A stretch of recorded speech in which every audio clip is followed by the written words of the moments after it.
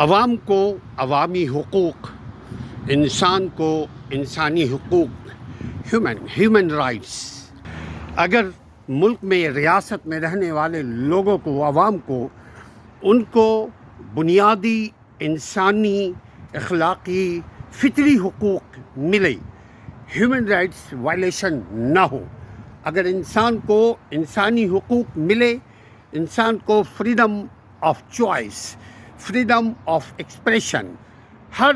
چیز میں آزادی رائے کا حق عوام کو حاصل ہو، تو وہ عوام ترقی کرتی ہے۔ وہ عوام پھر ان سے بے وفائی کی توقع نہیں کی جاتی۔ پھر اس عوام کے دلوں میں ریاست کے لیے وفاداری کا عنصر پیدا ہونے لگتا ہے، مضبوط خیالات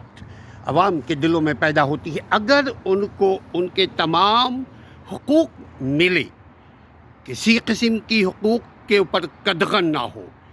غدار کیوں پیدا ہوتے ہیں؟ اسی لیے کہ جب عوام کو عوام کے حقوق نہ ملے، خصوصاً بنیادی انسانی حقوق نہ ملے، ان کو بولنے پر پابندی، ان کو دیکھنے پر پابندی، ان کی رائے کے اوپر پابندی، جہاں اگر اپنی رائے کا کوئی اظہار کرے فوراً ان کو غداری کا تمغہ دے دیا جائے، جو ہی اگر کوئی اپنے حق کی بات کرے تو ان کو غدار بولے جانا لگے۔ اگر ان کو ان کا حق ملے، آپ یقین کیجئے یہ جو بہتان ہے کہ مسلمانوں میں غدار کیوں پیدا ہوتے ہیں،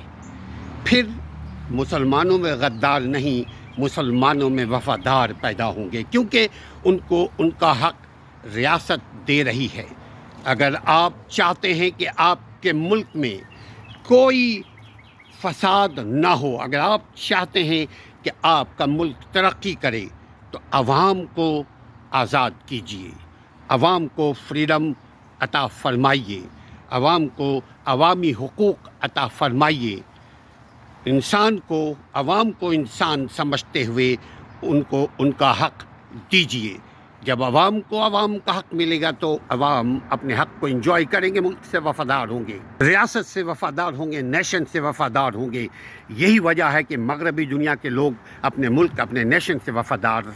رہتے ہیں۔ آپ بھی اپنے لوگوں کو حق دیجئے، اپنے دل پہ جبر کیجئے اور ان کو ان کا حق دیجئے، تو ملک بھی ترقی کرے گا، عوام بھی ترقی کریں گے، اور یہ جھوٹا الزام بھی جھوٹا ثابت ہو جائے گا کہ مسلمانوں میں غدار کیوں پیدا ہوتے ہیں۔ جب ان کو ان کا حق نہیں ملتا تو وہ باغی ہو جاتے ہیں۔ باغی دراصل وہ غصے میں آ جاتے ہیں، غصے میں آ کر کے،